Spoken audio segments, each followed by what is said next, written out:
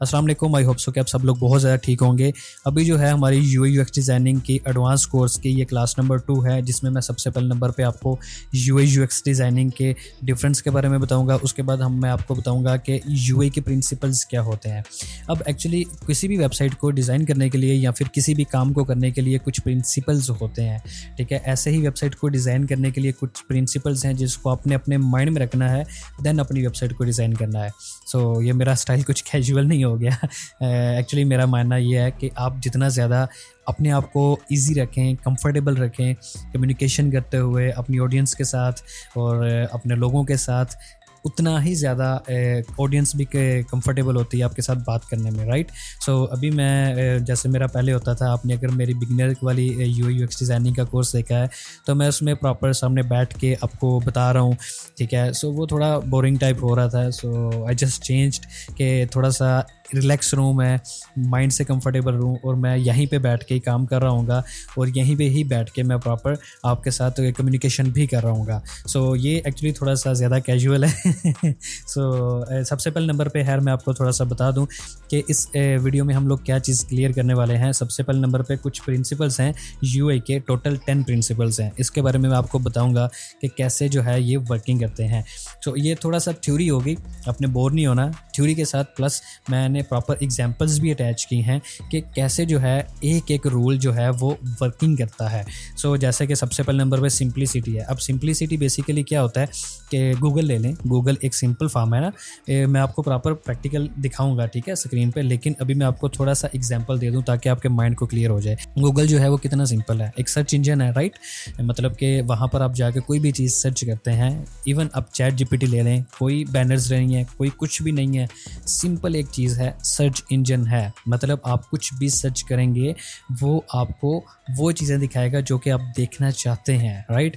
अगर आप देखते हैं कि यूआई यूएक्स डिज़ाइनिंग के कोर्सेज, वो आपको सारी चीज़ें दिखाएगा। सो यूआई डिज़ाइनिंग में भी आपको कोई बहुत बड़ी जो है वो चीज़ें ऐड नहीं करनी है, कुछ भी सुर्खी पाउडर ज़्यादा नहीं लगाना है, आपको सिर्फ सिंपल सा रखना है ताकि आपका यूज़र भी बोर ना हो और उसको एक्चुअली वो चीज़ मिल जाए जो कि उसको रिक्वायर्ड है।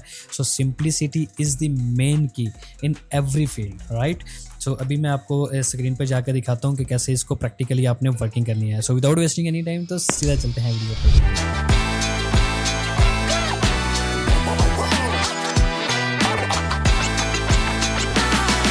सो वेलकम टू अनदर सेक्शन जिसमें हम लोग यूआई के डिज़ाइन जो प्रिंसिपल्स हैं उनको हम लोग डिटेल में देखने वाले हैं। जैसे कि हमारे पास जो सबसे फर्स्ट प्रिंसिपल है उसको हम लोग कहते हैं सिंप्लिसिटी। अब सिंप्लिसिटी बेसिकली होता क्या है?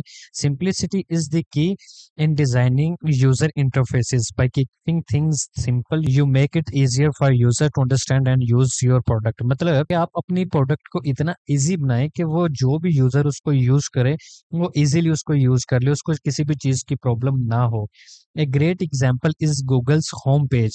It's very simple with just a search bar. This make it easy for anyone to use no matter how tech savvy they are. अब यहाँ पर आप देख सकते हैं कि यहाँ पर हमारे पास गूगल की एक बहुत परफेक्ट एग्जांपल है। एज यू नो दैट कि हमारे पास पहले जो गूगल हुआ करता था उसमें बहुत सारी जो हैं चीज़ें इम्प्लीमेंट होती थी जिसकी वजह से लोग स्टक हो जाते थे। लेकिन अब क्या है, सिंपल लोगो लगा है, नीचे सर्च बॉक्स लगा है, क्योंकि गूगल एक सर्च इंजन है। दैट्स वाई जो है गूगल को एज ए सर्च इंजन के तौर पे यूज़ किया जा रहा है। नीचे जो हैं उसके बटन लगे हैं जो कि इतने ज़्यादा यूज़ नहीं होते, तो उनको इतनी ज़्यादा इम्पोर्टेंस नहीं दी गई। अब ज़्यादा इम्पोर्टेंस किसको दी गई है? सिर्फ गूगल के लोगो को और सर्च बॉक्स को। सो ऐसे ही आपका जो फर्स्ट प्रिंसिपल आता है वो आता है simplicity in user interface design.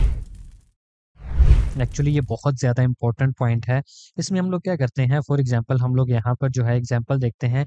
Consistency is important in design. It means using the same style and layout throughout your app or website. This helps user feel comfortable and know how to navigate. जैसे ही आप for example कोई भी चीज़ use करते हैं अपने design में, तो आपको उसको थ्रू आउट दी वेबसाइट और ऐप के अंदर लेकर चलना होता है, चाहे वो फॉन्ट्स हों, चाहे वो कलर्स हों, चाहे वो शेप्स हों, चाहे वो आपके बॉर्डर रेडियस हों। उससे ये होता है कि आपकी वेबसाइट की प्रॉपर कंसिस्टेंसी प्रॉपर फॉलो हो रही होती है। Facebook is a good example of consistency. No matter where you go on Facebook, the top bar and side menu stay the same. This makes easy to use.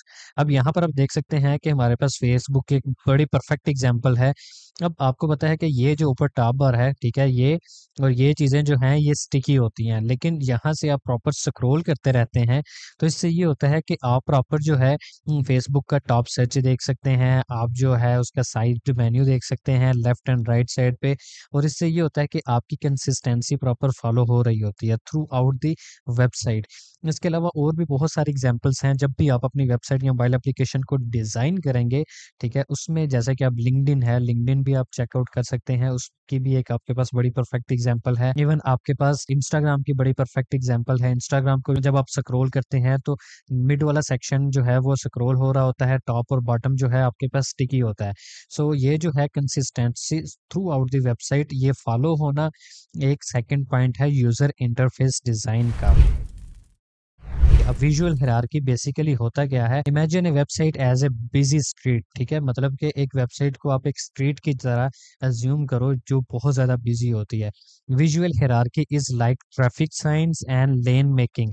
ठीक है, visual hierarchy क्या होता है, जैसे कि ट्रैफिक साइंस होते हैं, ठीक है, आपने किस साइड के ऊपर मूव ऑन होना है, किस साइड के ऊपर आपने रुकना है, एक लाइन को प्रॉपर जो क्रिएट करती है वो विजुअल हायरार्की करती है। It helps you understand where to go and what's important. ठीक है, इसमें आपको पता चल जाता है कि आपकी वेबसाइट में आपने कहाँ पर जाना है और कौन सी चीज ज्यादा इंपॉर्टेंट है। अब यहाँ पर हम लोग एग्जांपल ले लेते हैं। On websites like Amazon, product names and price are big and bold, so you notice them first. After, other details like reviews are smaller, so you look at them after. This help you find what you want quickly. अब यहाँ पर हमारे पास एक Amazon की बहुत अच्छी example है। यहाँ पर आप देख सकते हैं कि हमारे पास एक जो है प्रॉपर प्रोडक्ट की जो है लिस्टिंग हुई हुई है और प्रोडक्ट बहुत बड़ी है और प्राइस बहुत बड़ी है। उसका जो नेम है वो थोड़ा छोटा है, रिव्यूज भी काफी छोटे हैं। बाकी जो आपको मेन जो चीज नजर आनी चाहिए है, जहां पर भी आप देखो तो आपको वो सारी चीज जो है वो प्रॉपर बड़ी बड़ी नजर आती है।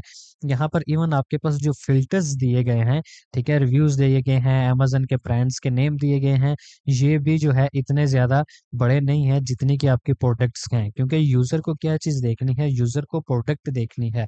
यूजर अब यहाँ से मूव ऑन हो सकता है नीचे, यहाँ से यूजर मूव नहीं होगा नीचे, जस्ट फिल्टर के लिए थोड़ी देर के लिए आएगा।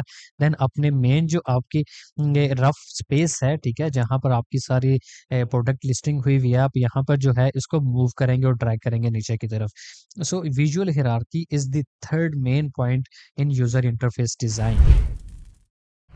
ये एक्चुअली और बहुत ज्यादा इंपॉर्टेंट जो है वो पॉइंट है। अगर फॉर एग्जांपल मैं यहाँ पर आपको बताता हूँ, imagine you are texting a friend on WhatsApp, when you send a message you see little ticks that show if your message was sent, delivered और रीड।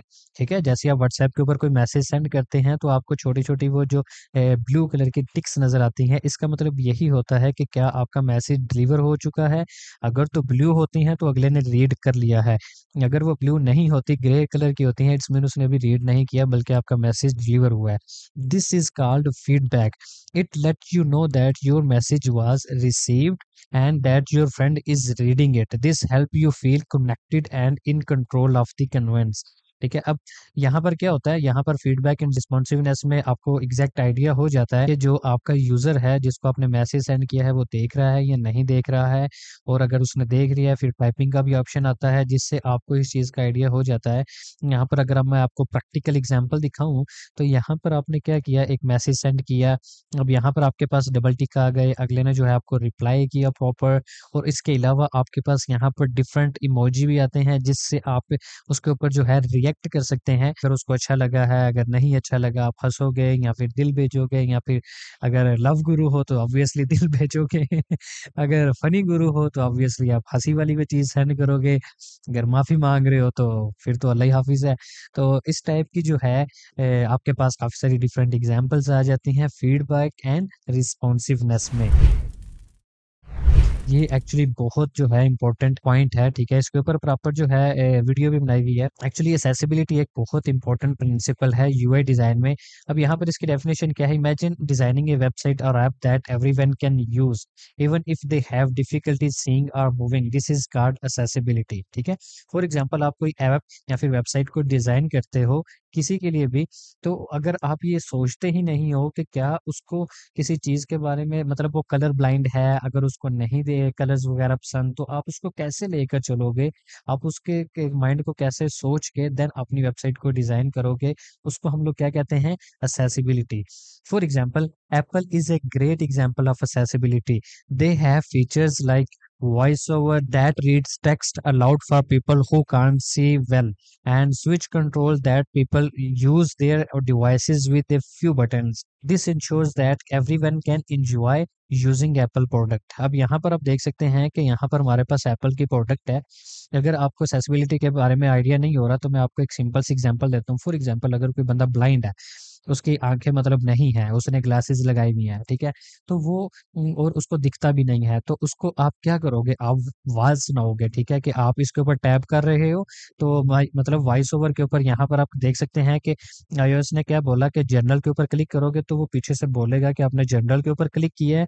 अगर आप किसी और चीज के ऊपर एक्सेसिबिलिटी ऑन करते हो, वॉइस ओवर ऑन करते हो यहाँ पर, तो ये प्रॉपर बोल के बताएगा कि आपने कहाँ पर टैप किया है और आप जो है अभी कहाँ पर मूव ऑन हो रहे हो। इससे क्या होता है कि एक ब्लाइंड इंसान भी आपके प्रोडक्ट को यूज कर सकता है और इंजॉय कर सकता है। और ऐसे ही एक्सेसिबिलिटी डिजाइन जो होता है, ये बच्चों के लिए भी आपने देखना होता है कि क्या बच्चे जब इसको यूज करेंगे तो उसके लिए वो कैसे इसको यूज कर पाएंगे। तो उन चीजों को भी कीप इन माइंड रखना किस में आता है? एक्सेसिबिलिटी डिजाइन में आता है, जो कि फिफ्थ प्रिंसिपल है किसका? यूजर इंटरफेस डिजाइन का। अब क्लैरिटी एक्चुअली है क्या? Imagine reading a book with tiny blurry words and no spaces between the lines. It would be hard to understand, right? Clarity in design means making things easy to read and understand. I hope so कि आपको इस point की understanding हो गई होगी कि मतलब अगर आप कोई बुक रीड कर रहे हो और आप जो बुक के फॉन्ट्स हैं वो इतने छोटे हैं कि आपको बहुत मुश्किल हो रही है उनको रीड करने में, या फिर उनके दरमियान स्पेसेस इतनी कम है कि आपको रीड करने में काफी सारी इशू हो रहे हैं, ब्लर भी है कुछ वर्ड्स, तो उसको भी आपको देखने में काफी सारी प्रॉब्लम हो रही है। तो मतलब कि आप उसको इतना ज्यादा इजी बनाएं ताकि यूजर उसको इजीली रीड कर सके। Medium is a good example. It uses big clear fonts and lots of white spaces. This makes the article easy to read and focus on. अब यहाँ पर आप देख सकते हैं कि हमारे पास मीडियम की प्रॉपर एक एग्जांपल है। अब यहाँ पर आप देख सकते हैं कि इसके पास यहाँ पर एक प्रॉपर क्लियर वाइट स्पेस है, जिसकी वजह से लोग जो है वो बिल्कुल सेंटर के अंदर अपनी जो है आई रखते हैं। अगर यहाँ पर आपके पास लेटर के दरमियान प्रॉपर स्पेसिंग है, आप इजीली रीड कर सकते हैं। यहाँ पर जो है कुछ पिक्चर्स भी यूज की हुई हैं, जिसकी वजह से आप और ज्यादा जो है डीपली अंडरस्टैंड कर सकते हैं, ठीक है। ये इसके अलावा भी आपके पास काफी सारी डिफरेंट एग्जांपल्स हैं। आप अगर बुक रीड करते हैं तो आपने देखा होगा कि आपकी बुक्स के अंदर जो लेटर के दरमियान स्पेसिंग है वो भी काफी अच्छी होती है। आप ब्लॉग्स रीड करते हैं तो उसमें भी आप देखते हैं कि लेटर्स के दरमियान अच्छी स्पेसिंग है, देन ही आप उसको इजीली रीड कर सकते हैं। सो कीप इन माइंड, जब आपने वेबसाइट को डिजाइन करना है या मोबाइल एप्लीकेशन को डिजाइन करना है, तो आपकी लेटर के दरमियान स्पेसिंग, वाइट स्पेस, और जितनी ज्यादा आप वाइट स्पेस छोड़ेंगे आपकी क्लियरिटी उतनी ज्यादा बढ़ेगी, रेदर देन आप बहुत ज्यादा चीजों को भर दें। अब यूजर कंट्रोल एक्चुअली है क्या? User control emphasis giving users the ability to navigate, interact, and customize the interface according to their presence. It empowers user and enhances their sense of ownership and engagement with the digital products. अब इधर यहाँ पर क्या होता है कि हम user को कंट्रोल देते हैं कि वो अपनी मर्जी के मुताबिक जिस थीम में या फिर जैसे ही वो कंफर्टेबल हो सके वैसे अपनी प्रोडक्ट को लाइव कर ले, ठीक है। हम यूजर के हाथ में कंट्रोल देते हैं कि यूजर अपनी मर्जी के मुताबिक चीजों को ड्रैग एंड ड्रॉप कर सके और मूव ऑन कर सके। For example, YouTube provides user with a various playback controls, allow them to pause, play, rewind, and adjust volume. Additionally, user have the option to customize video playback quality, subtitle, and playback speed, giving them control over their view experience. अब यहाँ पर देख सकते हैं YouTube की आपके पास बड़ी perfect example है। यहाँ पर अगर आप यूट्यूब के ऊपर राइट क्लिक करते हैं तो यहाँ पर आपके पास आ रहा है लूप। फॉर एग्जांपल अगर आप इस वीडियो को लूप में चलाना चाहते हैं कि यही वीडियो बार बार चलती रहे, फॉर एग्जांपल अक्सर हम लोग सॉन्ग्स के ऊपर ऐसा करते हैं, हमें कोई सॉन्ग पसंद आ जाता है तो उसको हम लोग लूप पे चला देते हैं। तो ये लूप आ गया आपके पास ऑप्शन, और भी काफ़ी सारे ऑप्शंस आ जाते हैं। यहाँ पर प्ले का बटन आ जाता है, ठीक है, म्यूट का आ जाता है। अगर आपने नेक्स्ट वीडियो चलानी है तो यहाँ पर आप क्लिक कर देते हैं, अगर आपने सबटाइटल चलाने हैं यहाँ पर क्लिक कर देते हैं। सेटिंग्स के लिए ये ऑप्शंस हैं। आपके पास यहाँ पर 3 और ऑप्शंस हैं कि आप फुल स्क्रीन देखना चाहते हैं, हाफ देखना चाहते हैं, या फिर यहाँ पर राइट साइड पे देखना चाहते हैं। सो काफ़ी सारे आपके पास कंट्रोल्स आ जाते हैं। इसमें होता है कि हम लोग यूज़र को एक प्रॉपर कंट्रोल दे देते हैं कि वो अपनी मर्ज़ी के मुताबिक अपनी चीज़ों को एडजस्ट कर सके जैसे वो कंफर्टेबल हो। ठीक है? सो आई होप सो कि यूज़र कंट्रोल के बारे में आपको काफ़ी सारी चीज़ों के बारे में आइडिया हो गया होगा। अब ये क्या है, error prevention and recovery focus on designing interfaces that minimize user errors and provide clear guidance and solution when error occur. ठीक है, इसमें हम लोग यूजर को क्लियर इन्फॉर्मेशन प्रोवाइड करते हैं कि यहाँ पर एरर आ रहा है, इसको इम्प्रूव करके आप बताओ। It involves using validation, informative error messages and error handling mechanisms to assist users in resolving issues. अब यहाँ पर क्या होता है कि हम लोग जो है गूगल जैसे फॉर्म होता है उसमें कोई लोग डिफरेंट जो है इंफॉर्मेशन ऐड कर देते हैं जो कि वैलिड नहीं होती, तो वहां पर एक एरर मैसेज शो कर दिया जाता है जिससे यूजर को आइडिया हो जाता है कि यहाँ पर एरर है, इसको मैं इंप्रूव करके शेयर करूं। फॉर एग्जांपल यहाँ पर in web form validation techniques are used to prevent users from submitting incorrect और incomplete data. Clear error messages are displayed when user enter invalid information, guiding them to correct the errors and successfully complete the form. For example यहाँ पर आप देख सकते हैं कि हमारे पास यहाँ पर जब हम लोग कोई भी फॉर्म फिलिंग करते हैं हम लोग नाम लिख लेते हैं, लेकिन जब ईमेल लिखने की बारी आती है @ नहीं डालते तो यहाँ पर हमारे पास @ में ईमेल का इशू आ जाता है और हमारे पास प्रॉपर इंडिकेशन शो होती है कि ये प्रॉब्लम जो है यहाँ पर आ रही है, तो इसको रिजॉल्व करके शेयर करें। ठीक है, अब एक ऑप्शन ये है कि हम लोग कुछ इस टाइप के जो है एरर मैसेज शो करते हैं। यहाँ पर जो ब्लू कलर की लाइन है जो कि एक प्रॉपर अच्छी इंडिकेशन नहीं देती, जो रेड कलर की लाइंस होती हैं ये इंडिकेशन देती हैं कि कुछ रॉन्ग हुआ है। क्यों? क्योंकि हमारे यूजर के माइंड में हम लोगों ने ये चीज डाल दी हुई है कि जो रेड साइन होगा वो हमेशा स्टॉप के लिए होगा। अगर आप ग्रीन लाइट देखते हैं तो आप मूव ऑन होते हैं, अगर आप रेड लाइन देखते हैं ट्रैफिक में तो वहां पर रुक जाते हैं। बिल्कुल ऐसे ही यहाँ पर भी हमारे पास जो रेड लाइन्स हैं वो यही मैसेज कन्वे कर रही हैं कि यहाँ पर कुछ रॉन्ग है, इसको आप इम्प्रूव करके आगे देन जो है वो साइन इन या फिर साइन अप या फिर लॉग इन के बटन के ऊपर क्लिक करें। Aesthetics and visual appeal means imagine a website that is not only functional but also beautiful. This is what aesthetics in design is about. It's about making things look good and feel good to use. Means अगर आपके पास बहुत अच्छी website है, ठीक है, वो functional नहीं है, तो इसका मतलब ये है कि डिजाइन के बारे में ही ये सब कुछ नहीं है, ये इस चीज के बारे में भी है कि आप उसमें क्या फील प्रोवाइड कर रहे हैं। For example apples website is a great example. It's clean, simply and visually appealing. The color, fonts and images are carefully chosen to create a beautiful and user friendly interface. For example हमारे पास यहाँ पर आप देख सकते हैं कि एक छोटी सी एग्जांपल है, ठीक है, ये एक जिफ टाइप है, मैं इसको यहाँ पर प्ले करके आपको दिखाता हूँ।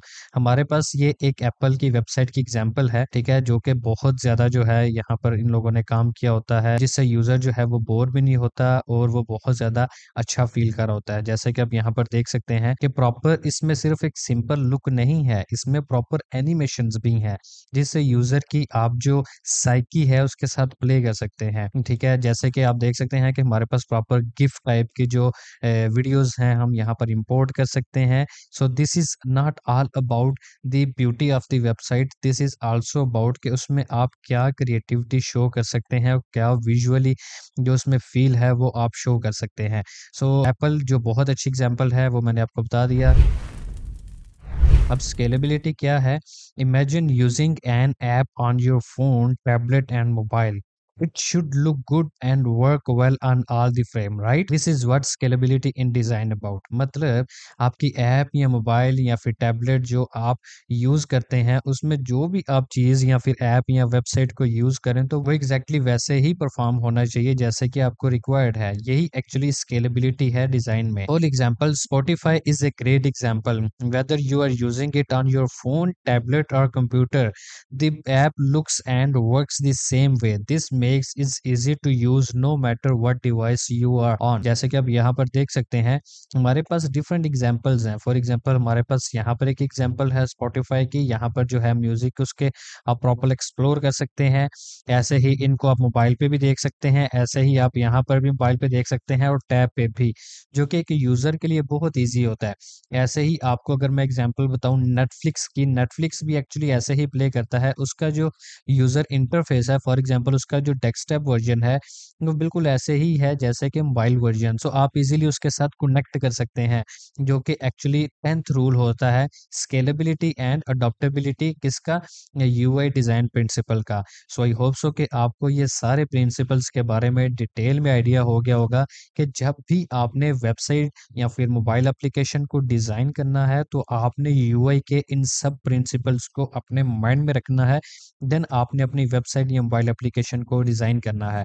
सो आई होप सो कि आपको इस यूआई डिजाइन प्रिंसिपल के बारे में डिटेल में आइडिया मिल गया होगा। सो मिलते हैं नेक्स्ट वीडियो में और नेक्स्ट सेक्शन में। सो तब तक के लिए अपना बहुत सारा ख्याल रखिएगा। अल्लाह हाफिज़।